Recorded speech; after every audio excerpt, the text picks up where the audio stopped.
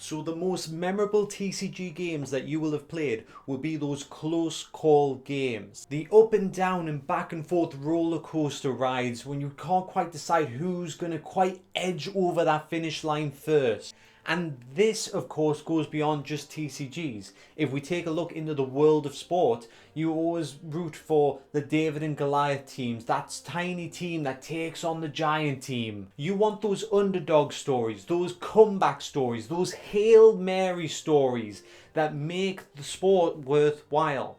Well, TCGs are exactly the same. You want those comeback stories, you want those amazing stories where you thought the game was dead and buried, and then out of nowhere that one flip of a card makes the world of difference. That's the rush that we crave when we're creating a TCG.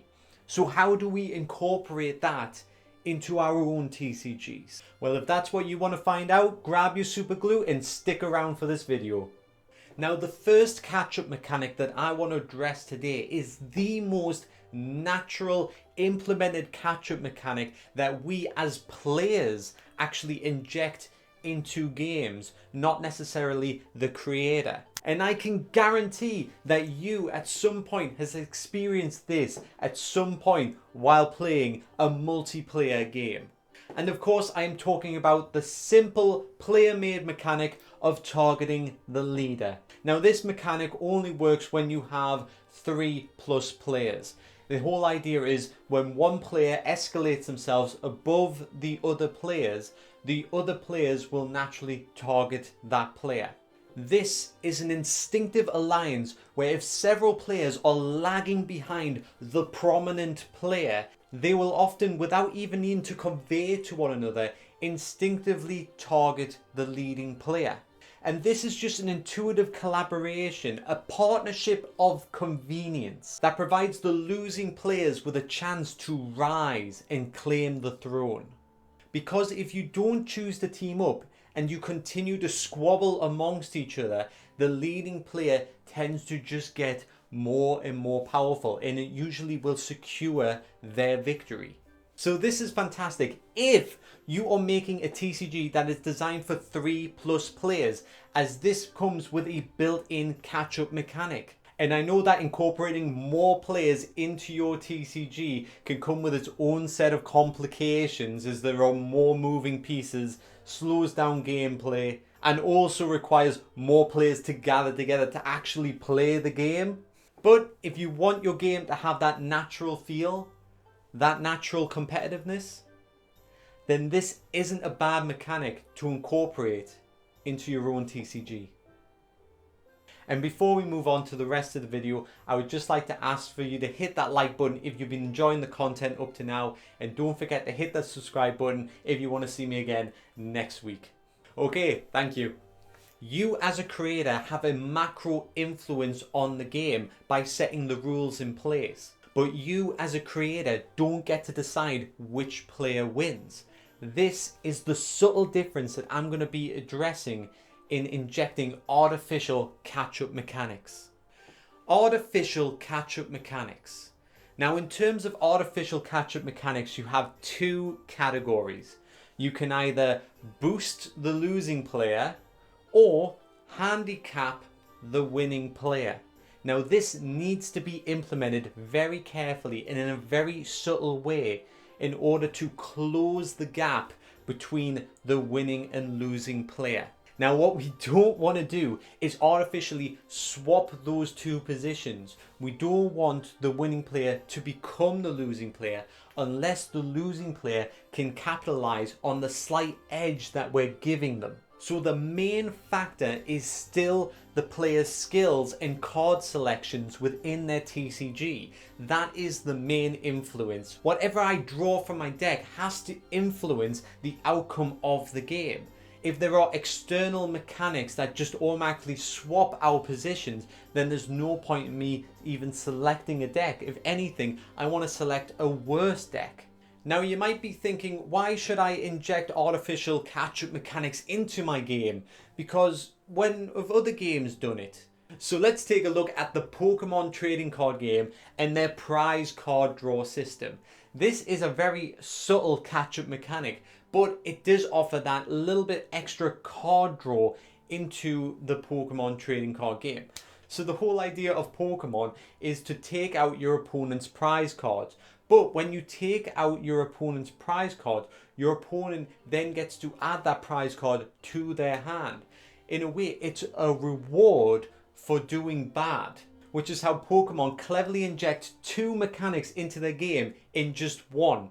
So with the prize card system, what do we have here? We have a reward catch-up mechanic for when I am being attacked, but then I also have a life counting system. There's no external object for keeping score like a notepad, calculator, or a dice. It's all built into the game with the prize card system. And this life tracking system is also found in the popular TCG Duel Masters as well. And we're seeing it incorporated in many, many more TCGs over the years. And I'm sure many of you know that in TCGs, card draw is king. Usually the player with the strongest draw power, the strongest way of getting certain cards out of their deck, normally has the edge on the other player. So naturally, with the reward of an additional card, it can make the difference within your own TCG. Now, I'm not saying that you have to adopt the exact same style as what Pokemon and Duel Masters has done, but some sort of draw reward system when you receive damage is very handy to help balance out your TCG.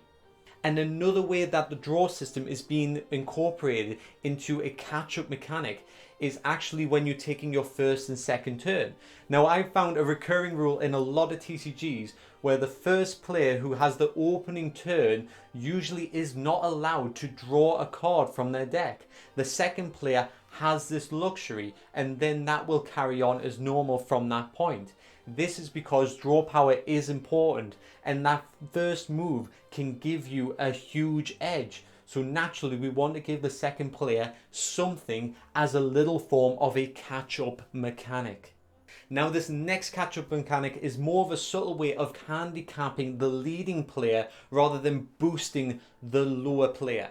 So I have a couple of examples on how we can do this. So if you have a TCG where you have a life of 20 and it is the first one to 0, but you have some sort of healing deck where you're able to replenish your life, capping your life at a flat 20 means that you can't have a player that's suddenly on 40 when the other player is just on 2. This helps prevent a runaway.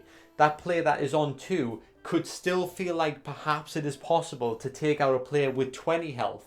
But if a player is able to heal themselves to double what they were starting with, then everything seems especially futile at that point.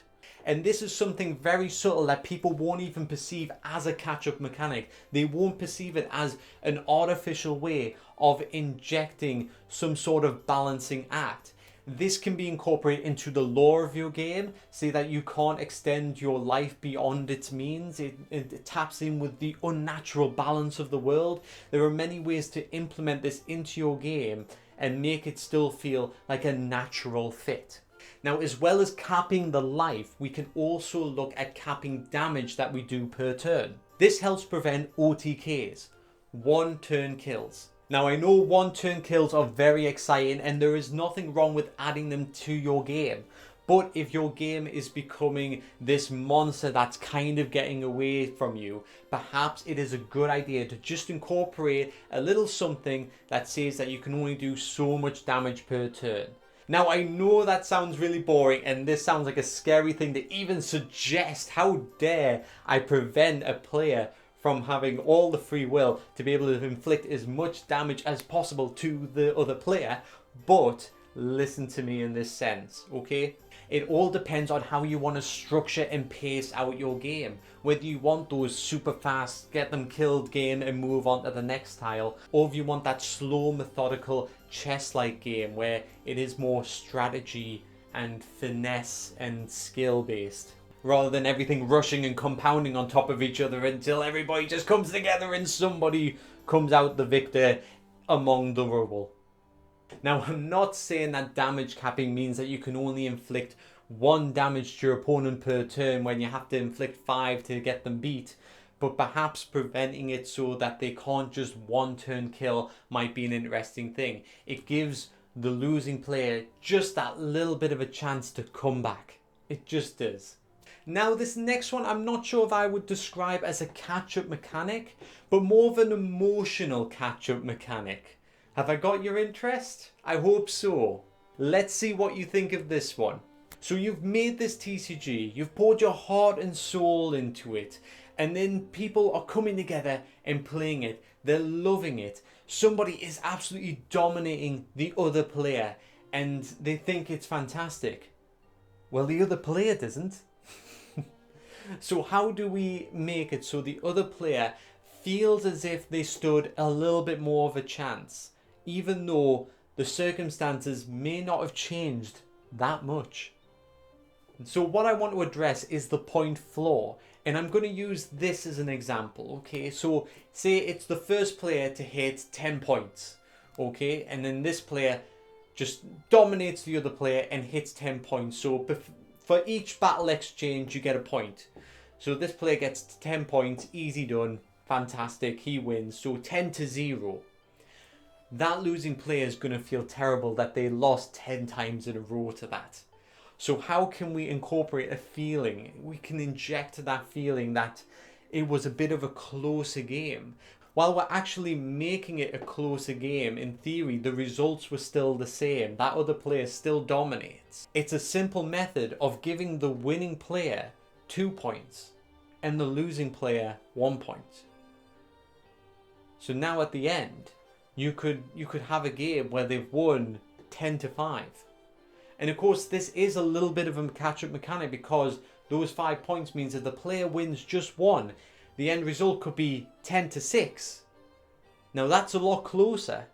And of course, if they can win just a couple more, then it's 10-7 or 8. And then it becomes a very close game. It becomes very competitive. Now, you might be saying to yourself, why incorporate something like that into a TCG? Players should just get good. Players that get beaten severely in some games sometimes don't have the mental fortitude or the emotional investment within your game to want to continue. You have to give them that little something, that little edge, that little pat on the back that makes them feel like they're doing okay, that makes them feel like they can continue and they can improve, because a 10-0 gap feels like a gargantuan difference. And sometimes we just don't feel like we can ever catch up to that. Now, if you want to incorporate this into your TCG, there's another little twist that I can add to make the losing player feel a bit more skilled. And that would just be adding an extra number somewhere within the card. So say that you've got the stronger card that's going to win and you've got the weaker card that's going to win. But the weaker card's got this extra little bonus number somewhere. Say it's like a style point. Okay, so this one has a style point of 5, where the stronger card only has a style point of 2. The stronger card still beats the weaker card because his strength is stronger than the weaker one. But you can see that we've got a going down in style score. And that is how you incorporate that 1 point for the losing player. You can implement this into your rules that this would only ever be rewarded to the losing player. And it could also make a comical finish on the other side of things. So say if you've got one player that is 1 point away, but they've got a really rubbish player that they bring out, but it has the style point, and it manages to win by going down in style. That would make a comical moment within your TCG. That would make a memorable moment for the two players that were coming together, saying, well, I was just about to catch up, you know, I had this set up, I had all these strong players, and you had that one stylish player that went down in style and got you over that finish line. That's so frustrating, but I felt like I could have won, so I'm not feeling too bad in that situation. And as a TCG maker, you have to remember, you are managing players' emotions. You have to inject that excitement. You have to inject the fun into the game. It's like the leading designer of Magic the Gathering, Mark Rosewater, once said, it's not their job to find the fun. You have to bring the fun to them. So do your best, add a couple of little catch-up mechanics, do lots of play testing, see what works for you, what doesn't work, what feels right, what feels wrong, and before you know it, you'll have a fantastic homemade trading card game. Thank you very much, everybody. I've been James. This has been Talk TCG, and I hope to see you next time. Goodbye.